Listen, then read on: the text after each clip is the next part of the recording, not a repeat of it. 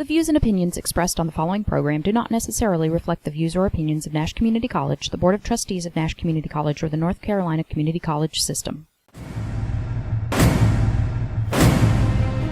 We don't need no stinking podcast. Oh, no. Well, you buy a hat like this, I bet you get a free bowl of soup, huh? I'm not wearing hockey pads. I'm gonna make him an offer again. You play ball like a girl! Oh, yeah! Come to play! And Leon's getting larger!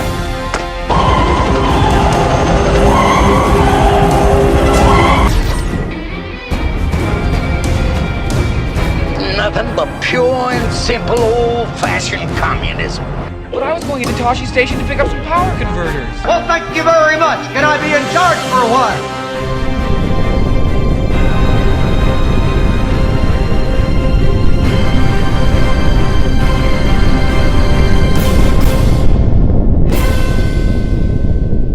Hello, everybody. Welcome to Big Bang Cinema. My name is Isaac Anderson. And I'm Tyler. All right. How you doing today, Tyler? I'm doing better. I don't know if it registered on the camera, but you have some sort of hairs all over you. They're not hairs, they're furs. They're Pomeranian furs. Those are definitely cat hairs. They're not cat hair. A Pomeranian is not a cat. That surprised me. It is a miniature Spitz. Miniature Spitz. But guys, in case you don't know, this is a show where we talk about movie news, movie reviews. And everything in between. Yes, exactly.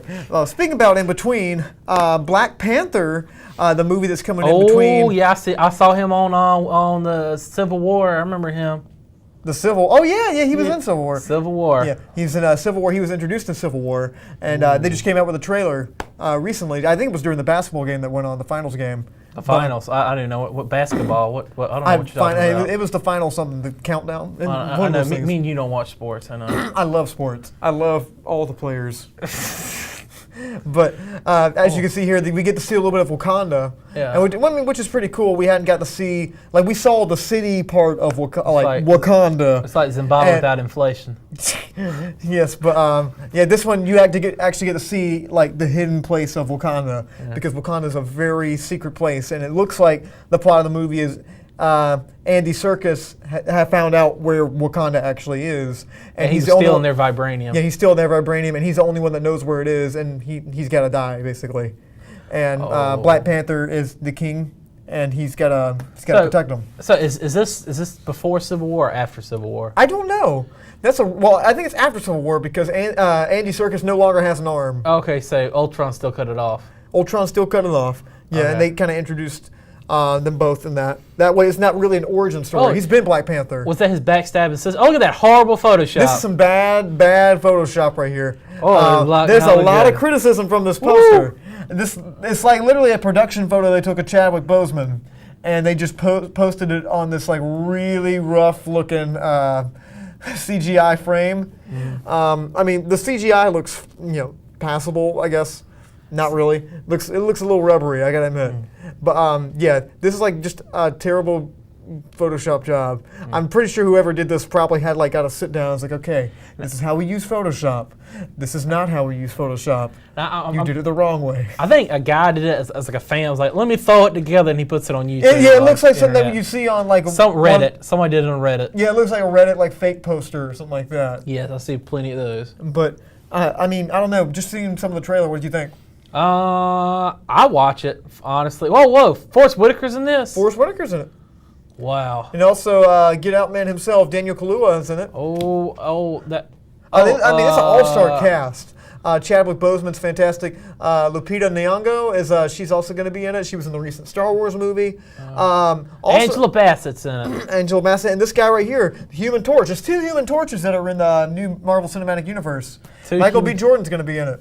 Ooh. Yeah, we didn't get to the part in the trailer where he was in, but he's definitely in it. And he's got this cool looking hairstyle, unlike me, of course. Who's Forrest Whitaker going to be playing? I don't know. I call the character Lazy Eye. Why you call him Lazy Eye? Just because Lazy Eye. I don't want to say why I call him Lazy Eye, but he's wrong. That's what I could say about the Star Wars movie. Yeah. Star Wars, for all the technology, the fake lungs, the rotten legs, they still couldn't fix his eye. But let's go on and talking about what's coming next. No. You can't just get away from saying that. That was just on. You're just wrong. That was just wrong. But I mean, do you think this is going to be the kind of quality we get from like Guardians and? I would say so. Well, I say it's probably pretty interesting. You know, I mean, it's a Africa-based superhero. Yeah. So I mean, that's something we've never seen before. I've never seen something quite like this. Just seeing the trailer, it looked different. Ryan Coogler directed this. If you don't know, Ryan Coogler directed Fruitvale Station, and he also directed what was it? Creed. He directed the Rocky spinoff. Oh Creed yeah, Michael B. Jordan. With Michael B. Jordan, and to be a first-time director, you seen Fruitvale Station? I don't even ever heard of that. Fruitvale Station's about forgot what his name is. Michael B. Jordan plays in that also. It's about a man that got shot in a subway station, and it kind of shows his day leading up to that. And it's a fantastic movie. It's Ryan Coogler's first directorial debut. Well, of course it's his first. It's a debut, but it's his first directorial picture. It's fantastic. Like you would think this guy's been directing for years, and the fact that he's doing a Marvel movie now, like this. Oh, I'm very excited. I think we're going to get something really cool. I think we're going to get something kind of weird, really unique, and some great acting in there, especially since Chadwick Boseman's in it. I'm really excited about that. Oh, me too. I'm totally excited. I'm pumped. I'm pumped? Yeah, I'm pumped too. I'm pumped for this. Well, speaking about pumped. Oh, yeah. Ferdinand. Wait, this is not about Franz Ferdinand. No. So Ferdinand. I thought this was about World War I. I'm not lying. You said Franz Ferdinand movie. No, it's Ferdinand is a new movie from I believe it's Blue Sky, and whoever that is. I think it's a DreamWorks kind of thing. But Ferdinand stars John Cena as Ferdinand. Yeah, John Cena. Yeah, as Ferdinand the bull, and it looks like he's a very friendly bull that's been raised almost like a dog. Oh, I can't even see you. I know you can't see me. Can't see me. It's like when it's hot outside. All right. Okay, but he plays a bull that's been raised basically kind of like a dog. He's kind of like a house pet. And one day he gets caught in the wrong situation and he gets roped in, literally and metaphorically, into the bullfighting world. I thought this was an episode of Family Guy I've seen. I don't know. And Kate McKinnon's also in it. Like, it's got a really good cast, but as you can see from the trailer right here, you know, he's not really the average bullfighting bull, and he's not raised like that. He's just he doesn't like to kill anything. He doesn't like to charge anything. And this poor old bunny, yeah, the little cartoon thing like that. And this is Kate McKinnon's character of the goat, I believe. Oh. And he's raised by this little girl. And it looks like you're going to have a little bit of a basic for any childhood animation movie that comes out every single year, where he's like, I got to get back to so-and-so. They miss me. Like the old Toy Story kind of thing, you know. There's so many movies like that, you know. 20th Century Fox. Yeah, is it 20th Century Fox? Yeah, I said 20th Century Fox. But I don't know. As you can see, I mean, the animation style looks kind of DreamWorksy or whatever. See, this might be one that there's Searchlights. This might be a Spanish film. It's not a Spanish film. I think it takes place in Spain. Oh, it looks like it does. Yeah, and Fula Borg. Do you know who Fula Borg is? California, what? Fula Borg. He was a YouTuber. He's a comedian. He plays one of these horses. Oh. Yeah, you could tell he's real popular around Tyler and I. But so let's take a look at some of the cast in here. I got a picture of some of the cast. Oh. It's a lot of people in this cast. It's kind of like there seems like there's an animated movie every single year that has a lot of celebrities in it. Last year was Resident Evil guy. That's it. Oh, that's Resident Evil guy? I have no idea. I don't care about those movies. I think that was the first movie we reviewed on here. Sucked.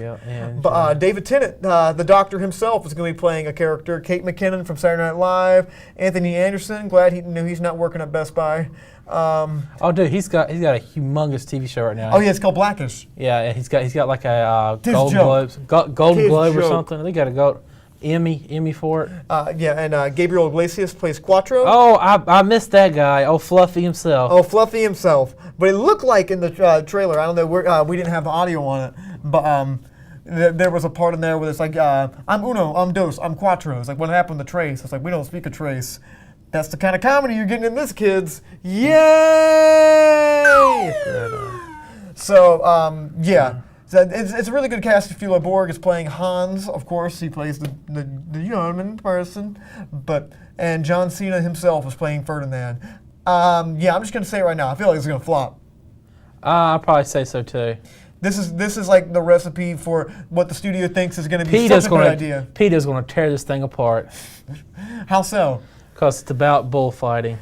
Even if it's anti-bullfighting, they just say that they're only going to say it's just bullfighting. They're going to. I don't think they really cared about anything. No. They wanted to make the most basic story possible to try to appeal to as many young people as possible. It's probably going to be as PC as they can possibly make it. Probably going to be as safe as they can possibly make it. So it's like maybe we'll make our money back and maybe we'll get a little bit of money. Yeah, but I don't think they're ever gonna get their money back. It might be a sequel. The harm of digital animals. Yeah, exactly. Digipeta.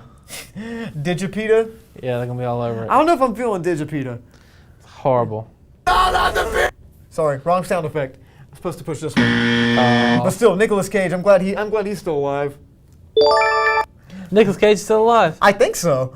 So. Guys, if you know Nicolas Cage is still alive, please leave a comment at facebook.com/Studio67NCC. We would love to hear what you guys have to say. And if you don't know what happened to his career, please inform us too, because I've been looking for it. I don't know. He's probably hanging out with that octopus he learned his acting lessons from. Oh, there we go. Which is a real fact, by the way. He looks at his octopus to get acting. Motions. Motions. But speaking about motions... Brigsby Bear. Brigsby Bear. Brigsby Bear is a new movie written by Kyle Mooney of Saturday Night Live. Stars Mark Hamill, I believe Claire Danes, and the man himself, Kyle Mooney. Kyle Mooney plays a very sheltered kid, literally and metaphorically. It looks like it's a post-apocalyptic future. And there's a show he loves to watch called Brigsby Bear. And it's a lot like those old, little kind of weird 80s shows where people are wearing costumes. Now they're going all around the place. Mm-hmm. And Mark Hamill plays his father. And it's going to be obviously kind of a dark comedy, kind of a drama kind of thing. It's a very Sundance-esque film. And it looks really interesting. And so I read about the plot of this movie. So he likes watching Brigsby Bear, Kyle Mooney does. And all of a sudden, I think the show is specifically made for him. Like, there's people out there that are specifically making this show for him. And for some reason, the show goes off the air. It stops all of a sudden, and it's not finished. So Kyle Mooney decides to take a journey and finish the show himself.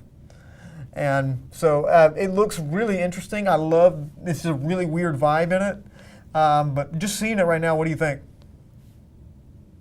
Oh, that's awesome, Tyler. Yeah. Oh, yeah. But, we just keep watching it right now. I believe that's Kyle Mooney. Just the way he moves, it looks like Kyle Mooney in that suit. I'm not gonna lie, this is really stupid. This looks really stupid.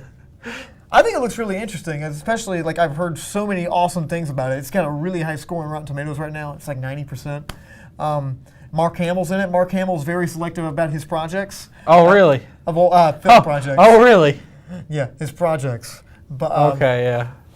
See, this part always weirded me out because I want to know why they're all shaking each other's hands at the end, like when they say "in a stronger mind to us all" or something like that, and then they all all the family shakes everybody's hands. It's so weird. I love it. It looks weird. And Kyle Mooney, I believe in his writing. I'm not lying. I'm probably not going to see this. You're probably not going to see that?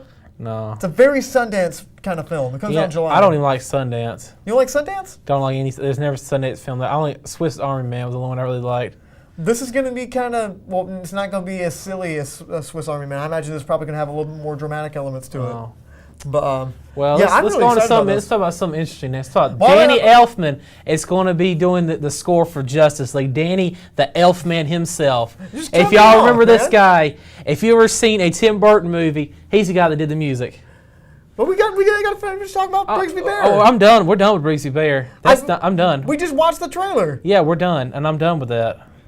Okay, and then we're talking about Danny Elfman, Justice League. Okay, well, if we're going to be here, Danny Elfman is now replacing... Boingo Boingo, singer himself. Danny Elfman is replacing a guy named Junkie XL, who scored the last Batman v Superman. I thought Junkie XL was a computer thing. I know, Junkie XL was a musical artist. I thought it was like something they just ripped scores off the internet, put it together. It looks like a program. He sounds kind of like a Redditor or something like that. Really? He sounds just kind of like somebody that's putting stuff on SoundCloud. I'm actually a big fan of Danny Elfman. I like Oingo Boingo.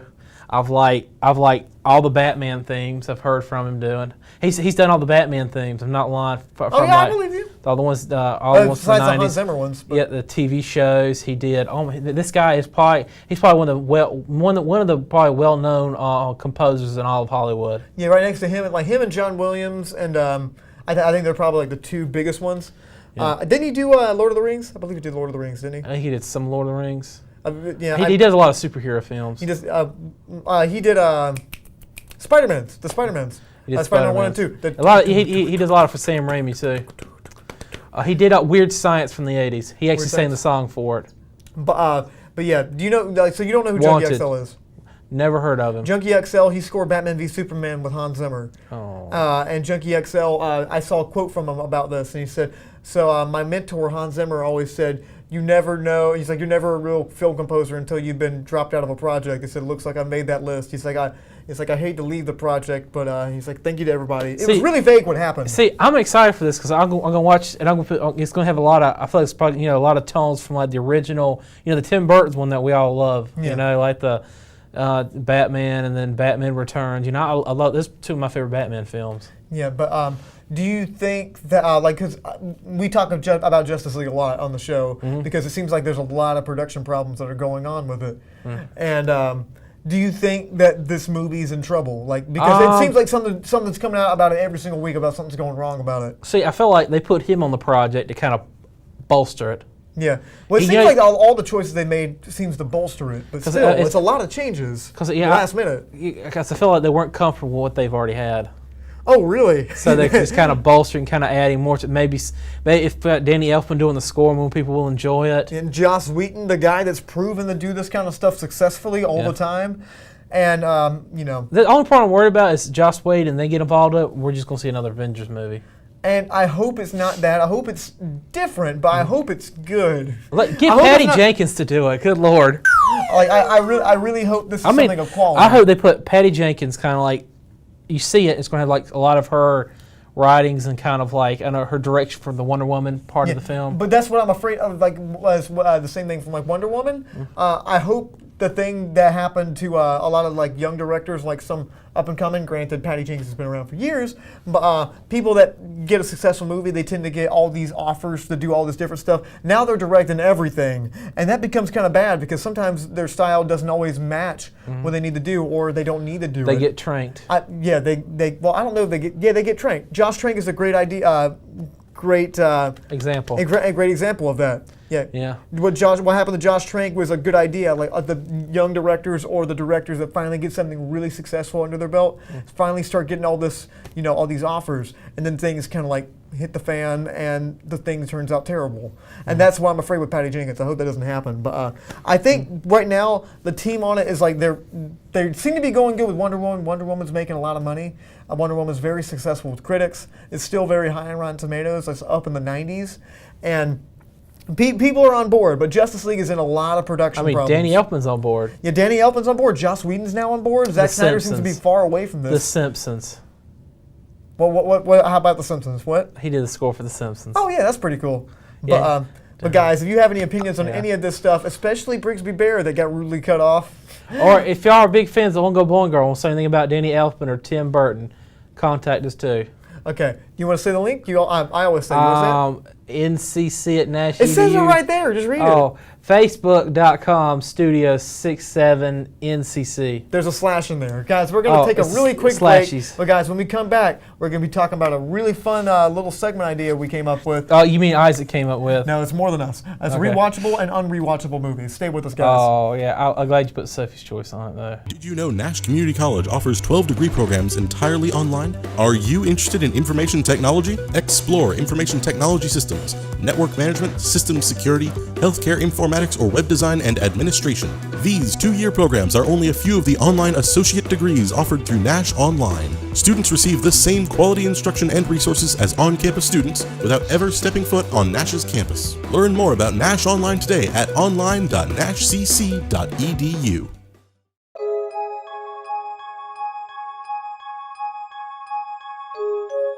DJ Twiz on the beat, fool.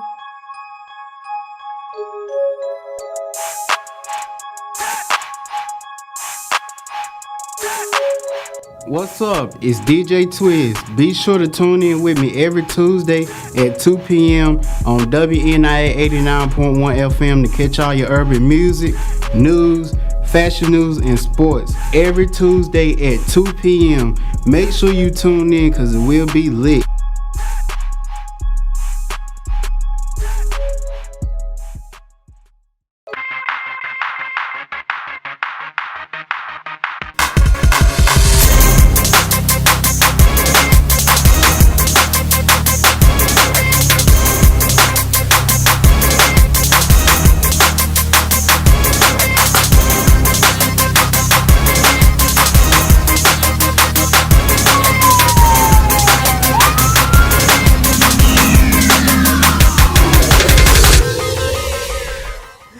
guys, welcome back to Big Bang Cinema. My name is Isaac Anderson.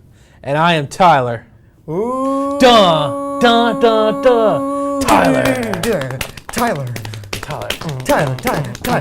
Time for our Savior weekly segment. of the universe. This week's segment is going to be... Rewatchables and unwatchables.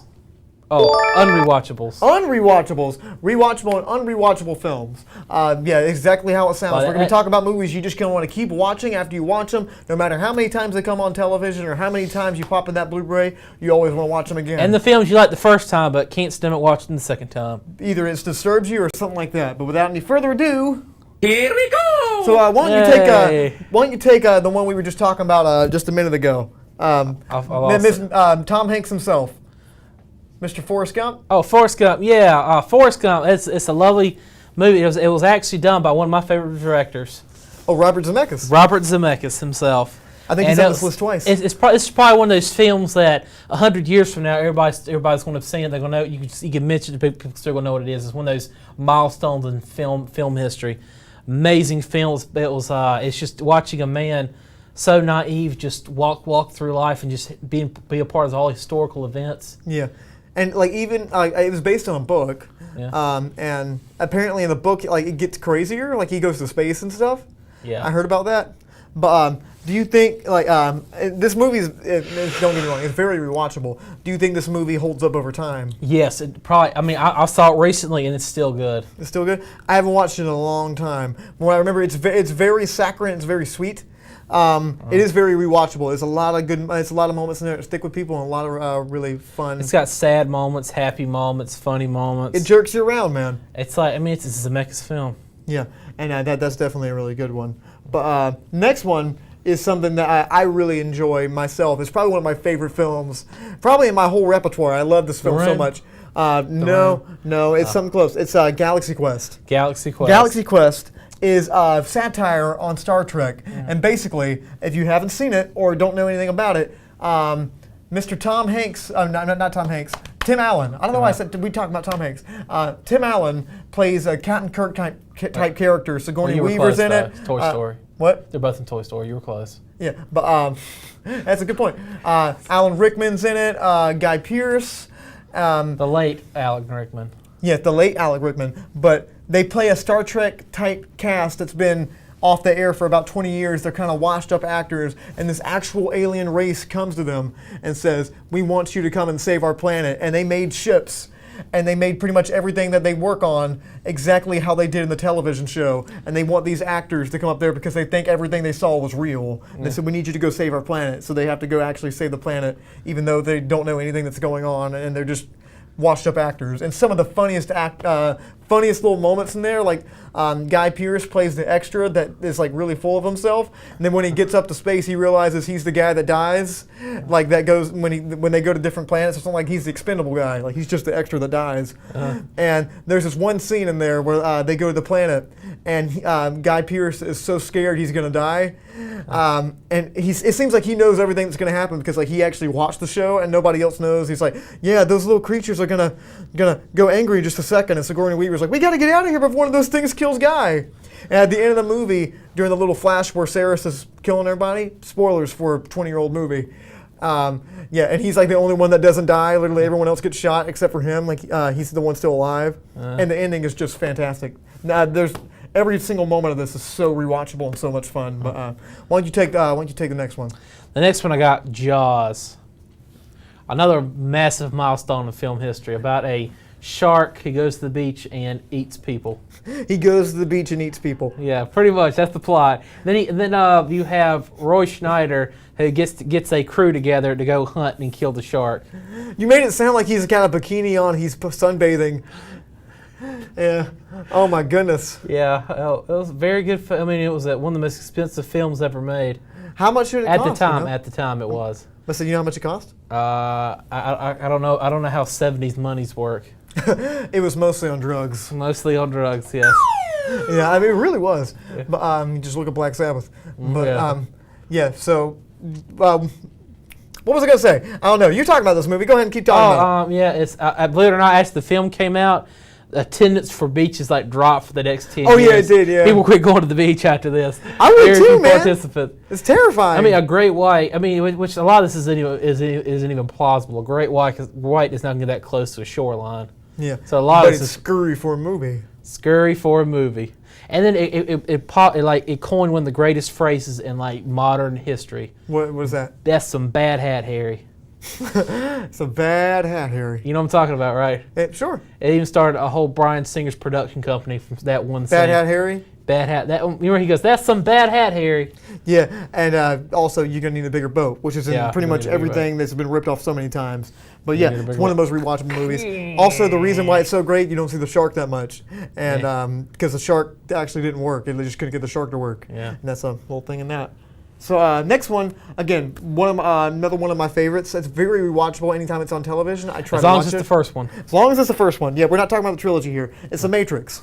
And The Matrix is one that we talk about a lot on the show. And specifically, I'll bring up a moment that really stuck with me, and I can just watch so many times it still affects me. Like I'll pop in the Blu-ray as like this scene right here. The battle with Agent Smith when they're multiplying, he had to get the thing. That little. Ooh, no, not number 2. This one right here. That's on the screen. No. The pods when he wakes up for the first time. So when this movie came out and people saw it for the first time, they just thought Neo was in the real world, and they don't understand really what's going on. It's like you're in the Matrix, and you don't. It's like what's the Matrix? And you're trying to figure this out with Neo. And when he finally gets out, and you see this long line of pods.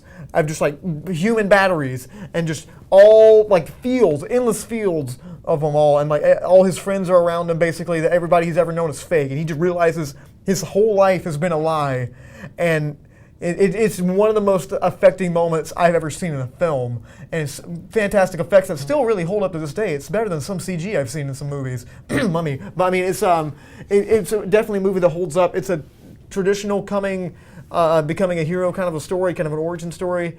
It's great, and then it fell flat after that with 2 and 3. Flat. But yeah, it's one of the best action science fiction movies of the last few decades, probably ever. See, if I believe in the multiverse theory, string theory, I believe there's some universe out there that the sequel was just like this one, and it was just as good, and everybody talks about how wonderful the I hope so, but unfortunately we don't live there. But if I had the device, if I could travel multiple universes, I'd go watch a good Matrix trilogy somewhere. I wanted to see that in the real world, but man, why don't you talk about your shirt right now? What's on your shirt? The next one is Back to the Future, and I'm not just meaning one. I'm talking about all 3 of them.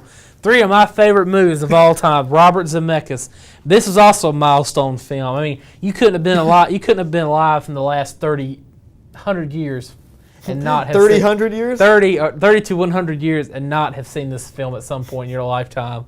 Okay. So good. Well, which one's your favorite?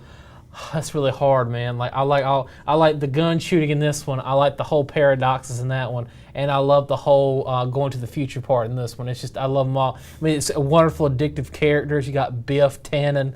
I mean, it's one of the greatest like villains I've ever seen. Why don't you make like a tree and get on out of here? He gets all the phrases wrong. And it's a maniacal, moronic villain. You know, I just love it. And then you got one of the most eccentric doctors. You know, you can't watch the movie and not be like, oh, that he's so great. I wish I was this. He's only like in his 30s here too. That was kind of crazy. Yeah, they did a lot to make him look older. Yeah, and he actually looks like that now. I know. I was about to say he actually does look like that now. Yeah, and Michael J. Fox. Oh man, I wish I saw him in more stuff. I hate of course he contracted Parkinson's and he couldn't really do much after that. It was very sad. Tachyon poisoning. Man, we don't want to be insensitive, but you're being insensitive. We all get insensitive sometimes because who am I kidding? We trash him on the show all the time. I can't really say that. See, look at that. We say some mean things. You know where he's filming right there? Cloverfield. Yes, Cloverfield right now. He filmed Cloverfield on that one camera. We don't mean it. It's all in good fun. Jumping everywhere. It's like one of the Zack Snyder action scene. Oof. No, it's not enough CG. But yeah, definitely one of my favorites. Definitely great. So we talked about a lot of great ones, ones we want to watch over and over. Now let's talk about the bad ones it's not the bad ones. You've seen it the first time, you loved it, but you just can't stomach to watch it again because it's unrewatchable. It's fantastic the first time, but it's so great that the message is either so disturbing. It makes you feel so bad. It's so bad, yeah. It's like you just never want to watch it again. Yeah. And I'll go ahead and take the first one. I agree with all of them except for one. Okay, well, I think everybody knows what that one's going to be, but So this first movie I want to talk about is a movie that really stuck with me, and it really it made me uncomfortable to watch it. And I think anybody will be uncomfortable when they watch this. And it's a movie that not a whole lot of people know about. Yeah, that one too. But it's a movie called Shame. Shame is a movie about Michael Fassbender and his sister. Michael Fassbender plays an extreme sex addict, and he goes to such lengths in this movie to try to get that addiction satisfied, and it's just never satisfied. He just keeps getting worse and worse. And the things that happen in the scene, you get to see a naked Michael Fassbender, which is kind of it's just kind of full frontal. Okay. I mean, I'm really confused right now.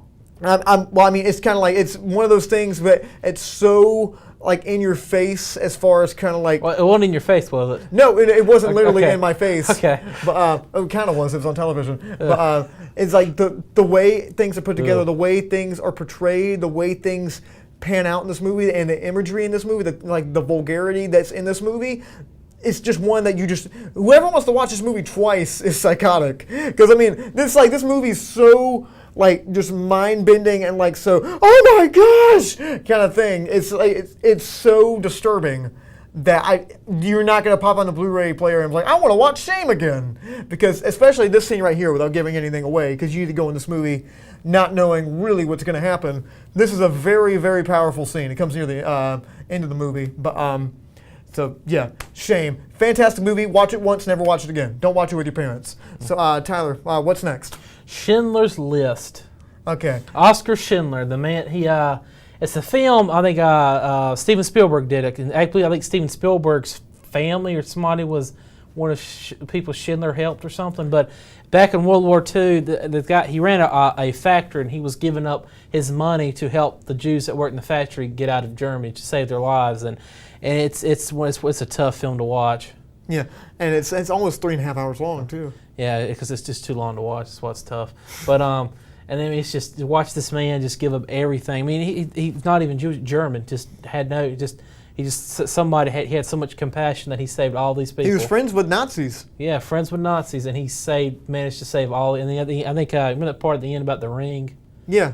The ring. He just thinking if I just give that up, he could have saved a few more people. Yeah, he's like, go say 5. Like when he's kind of going through, he's crying and all that, he's about to go away. He's like, 15 more, 5 more. What would it cost to get 30 more, just 4 more. He just keeps going. That's a very emotional scene. Yeah. And there's a little moment of levity after the war ends. He's like, you have been liberated. And Ben Kingsley's like, where we go? He's like, I don't know. He's like, well, what are we gonna do? He's like, I don't know.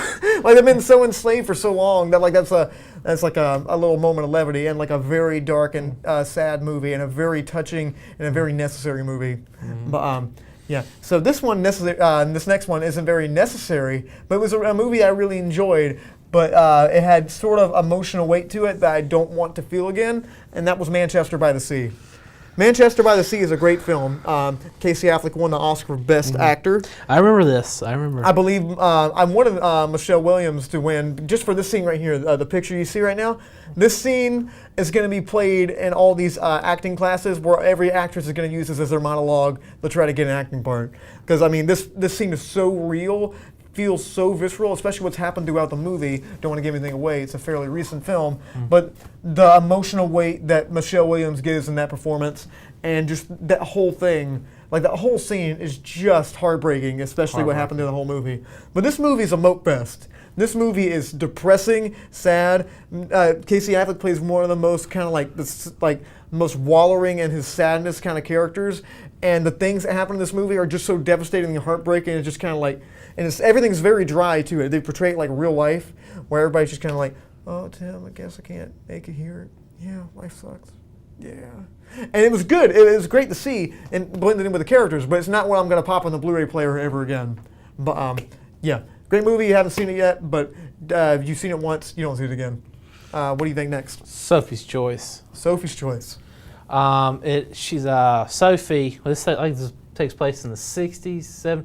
Well, this one, Sophie's from Poland, and she had 2 children, and she was in a Nazi camp, and they told her to pick which child they were going to murder, and she didn't pick one. They were going to kill them both. She never picked one, and they ended up killing both her children right there in front of her. And she lived, she came to America later, and she got into drugs, and and she's just she never forgave herself for the children. I think there's a writer in it, and the writer was the guy's trying to get close to her, trying to learn her story, and eventually she ends up committing suicide. I mean, spoilers.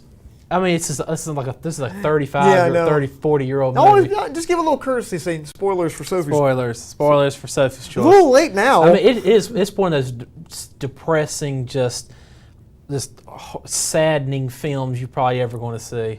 Oh yeah. It's just the scars that these actions have left with her. I mean, it's like for her entire life she was still choosing which child was going to die. It does carry a lot of emotional weight. Yeah. Sadly, I've never seen it. As much as I love movies, I haven't seen Sophie's Choice. Yeah. I really want to. I think that's my next one on my list. But it is depressing. So this next one on my list, don't you dare say a word while I talk about it. Then you could speak, because I know you have some thoughts about this movie. Okay. I think anybody that's ever watched the show before knows it. Okay. So this next movie is one of the most stylistic movies I've ever seen, but it's also one of the most disturbing movies I've ever seen, and I think children should watch this movie because it shows you a really accurate description of what this kind of stuff does to you, and that's Requiem for a Dream. Requiem for a Dream is about addiction, and it's about different kinds of addiction. It's about heroin addiction. It's about addiction to people, addiction to losing weight, addiction to exercise, addiction to drugs, addiction to all these different things. It's just addiction as a whole, and Jennifer Connelly's in it. Jared Leto's in it. Jennifer Connelly gives a very nuanced performance that, and at the last 15-20 minutes, without giving too much away, goes spiraling out of control.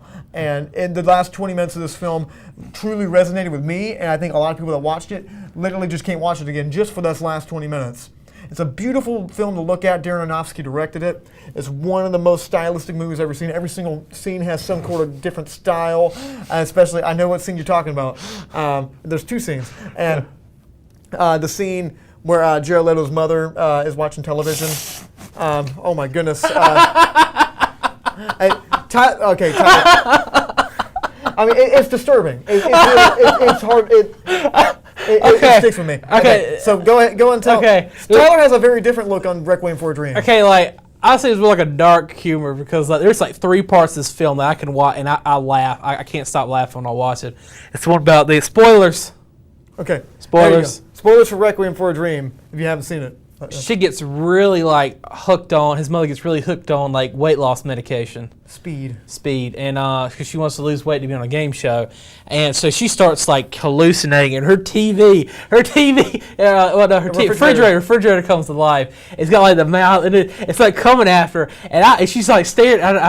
I die every time.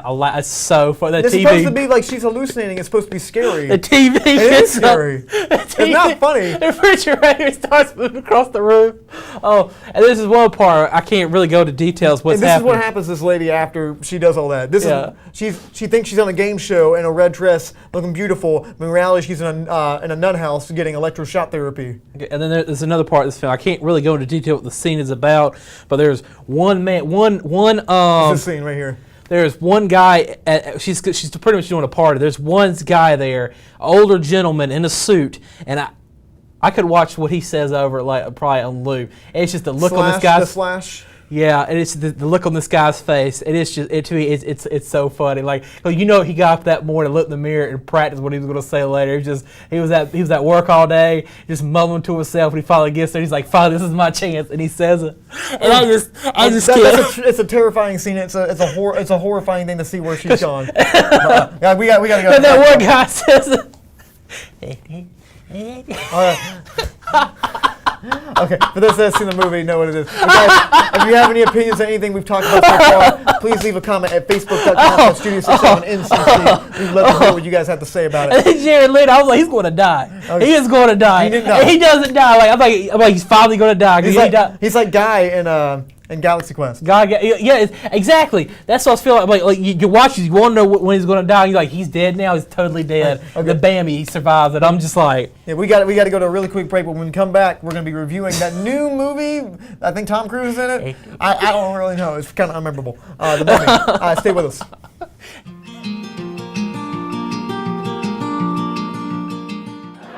Hi, my name is Renee Martinez, and I am the Summer Bridge Coordinator for Nash Community College. The Summer Bridge is a 3-week program in which incoming freshmen will take ACA 122, which is our college success course, and PED 110, which is Fit and Well for Life. The students will also take an English and math seminar to refresh their skills in those particular areas so that they're ready to go for their college classes in the fall. The class will be from July 10th to the July 28th, and we will have registration beginning in April. If you would like more information, you can contact me at crmartinez699@nashcc.edu. We look forward to seeing you in July.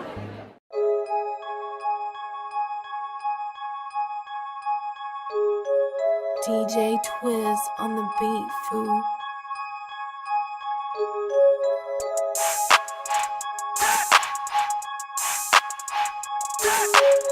What's up? It's DJ Twiz. Be sure to tune in with me every Tuesday at 2 p.m. on WNIA 89.1 FM to catch all your urban music, news, fashion news, and sports. Every Tuesday at 2 p.m. Make sure you tune in because it will be lit.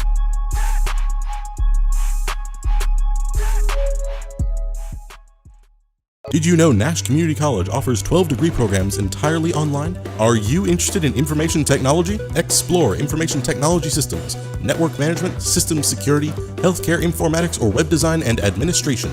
These 2-year programs are only a few of the online associate degrees offered through Nash Online. Students receive the same quality instruction and resources as on-campus students without ever stepping foot on Nash's campus. Learn more about Nash Online today at online.nashcc.edu.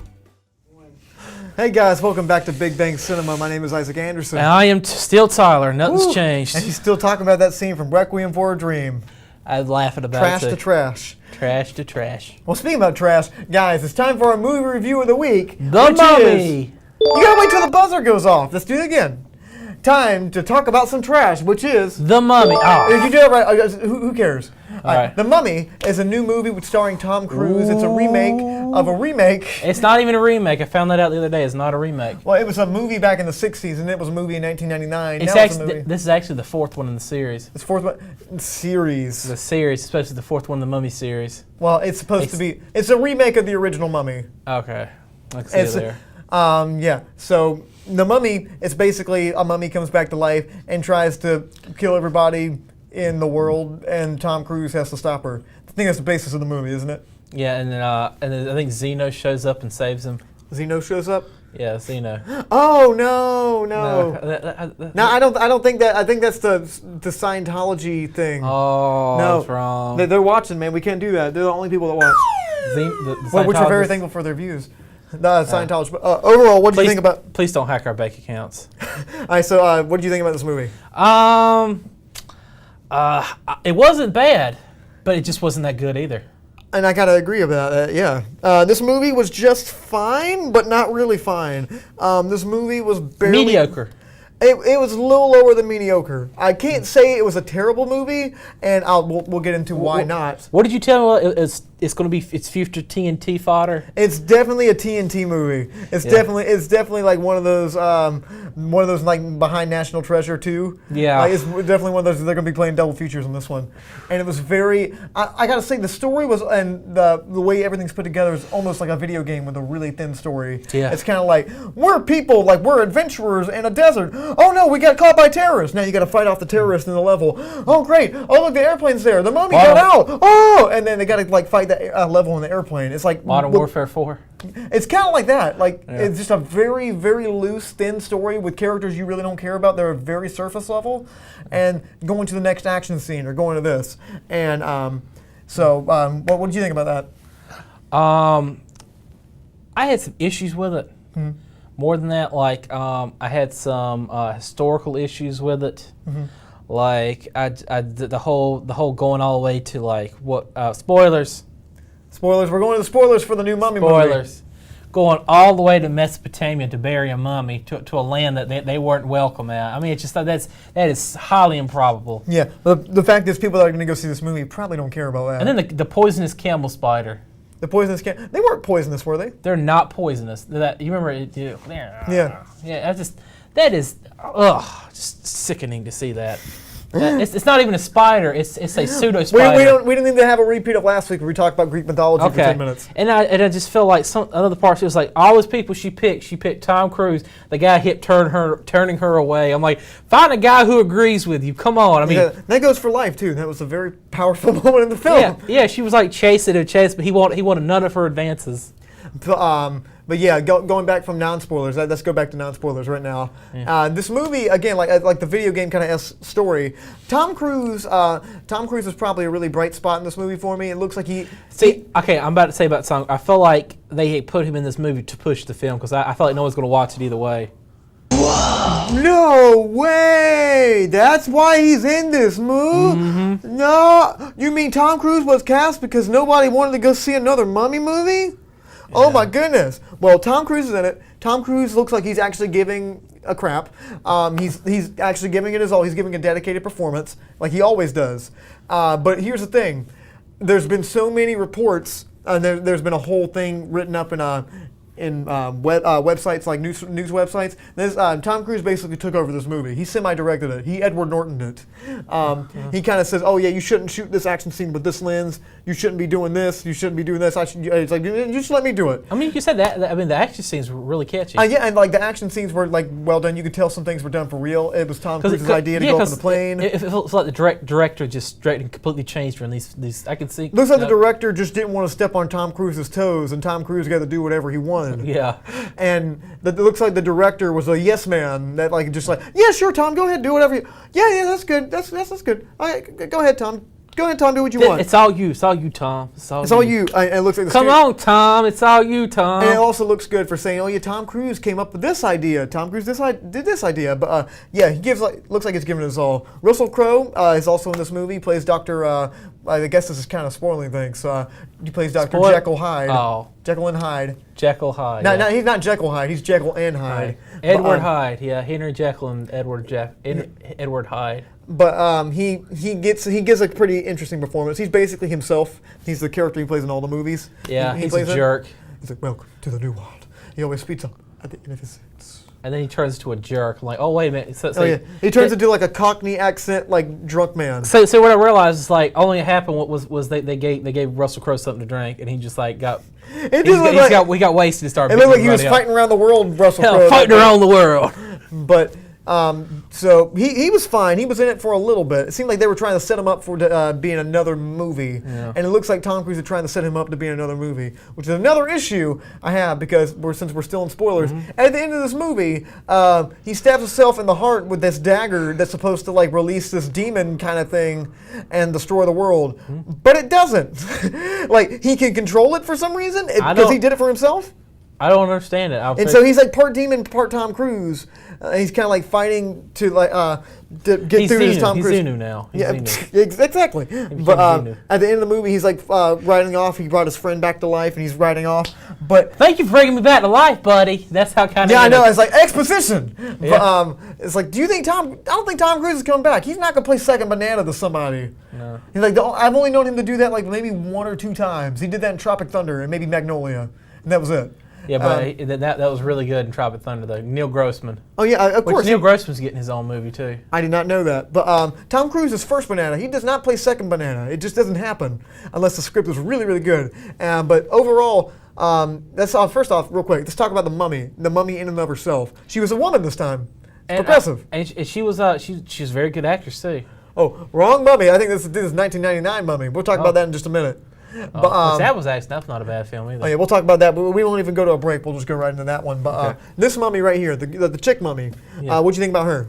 I thought the actress did a good job. I thought some of the CGI on her was kind of wonky. That's a big problem I have with the whole movie too, along with some of the terrible cliches they have. Yeah. Especially the one scene, since we're still in spoilers. Don't do nothing. Oh, bam, he's going to do something, you know? No, the scene where the 2 policemen go to the bay where the mummy's been, and it's like, oh, Charlie, you go see what got down in this trench right here. Yeah, it's like, Jim, let's split up. I'm going to go look over here.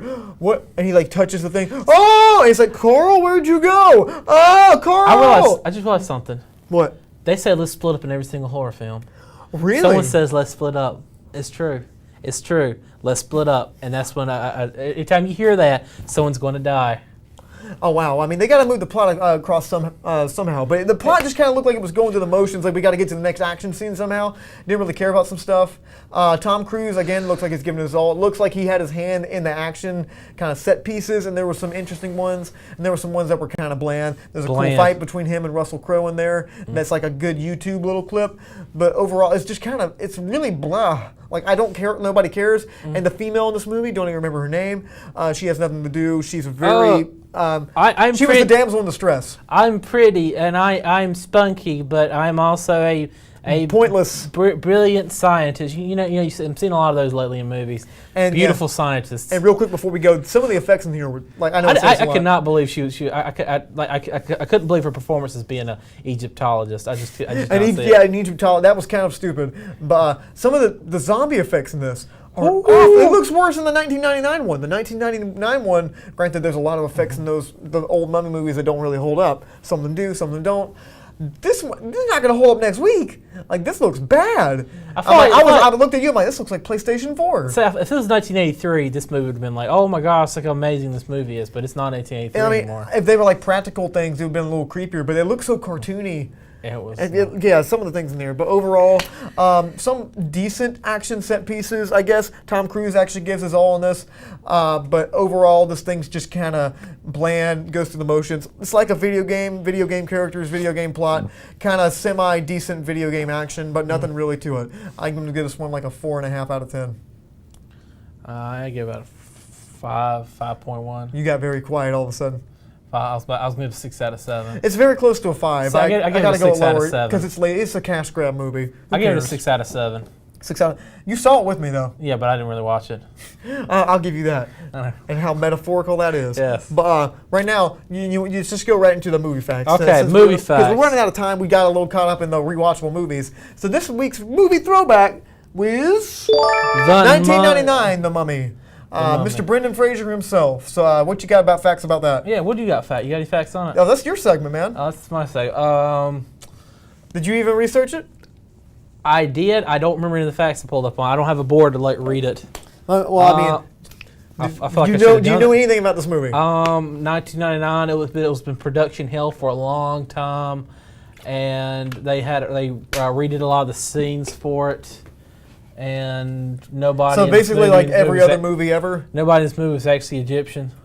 Oh yeah, well I mean I think that's pretty obvious. Yeah. Well, since you don't know any facts about it, what do you think? Do you think? Let me just talk about this movie. Yeah, let's just talk about it. I really. I really enjoyed it. I mean, it's dated, but it's like one of those. I call it historical piece because this is like 1999 technology. Yeah. I mean, at the time it was really really good. I actually really enjoy this movie. It's a little guilty pleasure of mine. I don't know if it's guilty or not. I haven't watched it in a long time. No. I mean, 1999. I mean, it was. I remember it being. It was a fun movie. Everybody loved it. I mean, you had Brendan Fraser as the swashbuckling American here to save everybody. Yeah, I love this character. Like Brendan Fraser seems like a lot of fun. Yeah. His Encino Man type acting is like I really enjoy that. Yeah, and then you had Benny right there, which Benny was also. I think I've only seen him in like one other movie. What movie was that? Van Helsing. Oh yeah, that's right. But who was the girl in here? I forgot who played his love interest. Rachel Weisz. Rachel Weisz. Rachel is Weisz. Rachel Craig. But Rachel Craig. Rachel. Why are you saying Rachel Craig? She's married to Daniel Craig. Oh, that's right. Well, I don't think she still goes by Rachel Weisz. It's Rachel Weisz. But from what I remember about this movie, I mean, it was really interesting. I know there's one scene where the mummy actually like starts disintegrating, or like he's disintegrating. He starts walking toward him, and Brendan Fraser lets out one of his famous screams. Goes, "Ah!" I love how he goes his mouth like that. Those are funny, and they get a little old in the sequels. I mean, it was really dark. I feel like I felt more Egypt in this one than I did in the new one. It was very Egyptian. It was very stereotypical Egyptian. Yeah, and it was very movie Egyptian. This one tried to be like, we're grounded in reality, we're dark. The cinematography looked kind of like dark in this one too. I noticed that one. This one has a lot of colors. It looks hot. I mean, it's like right turn of the century. It's cinematic, yeah. And it looks like a movie. It looks like old Hollywood type Egypt I loved it. I mean, it's not quite real world, not quite fake. And he kind of looks like the old swashbuckling kind of thing. Yeah, he's got, I mean, this is totally a black and white film. I feel like like you shouldn't touch movies like after a while. Like if the movie's not really good, it's okay to remake it. But if the movie's half decent or pretty good, you're not gonna really like. Why would you make this again? Like there's no point in making The Mummy again. Believe it or not, the sequel for this actually helped launch The Rock's acting career. The sequel. I thought it was 2 sequels, isn't it? Isn't The Mummy 2, Mummy 3? Well, no, the sequel for this one. The sequel for this one had the Scorpion King played by The Rock. Oh yeah. Yeah, then he was like fully in the other one. Yeah, fully. He wasn't fully rendered though. Well, no, that was a fourth one because they did a spinoff called The Scorpion King. Actually, technically, it's the 3rd film in the series. Yeah. And then they had the 4th one, which was the one in China that was destroyed because the Chinese thought it was very insensitive to their culture. Ooh. Well, I mean. Yeah, I enjoyed this first one, though. But, guys, if you have any opinions on anything that we talked about today, please leave a comment at facebook.com/Studio67NCC. I ain't going to touch you, baby. We would love to hear your thoughts. So, guys, that's it for the show this week. Thank you guys so much for watching. Oh, and next week, tune in next week, where we're going to go see Cars 3. And if I don't see that, I'm probably going to go. Actually, I'm not watching the Tupac movie. Yeah, that's the only thing else coming out this week. But, guys, thank you so much. We really appreciate it. We'll see you guys next week. I'm Isaac Anderson. I'm Tyler. Stay lovely, guys. Stay classy, San Diego.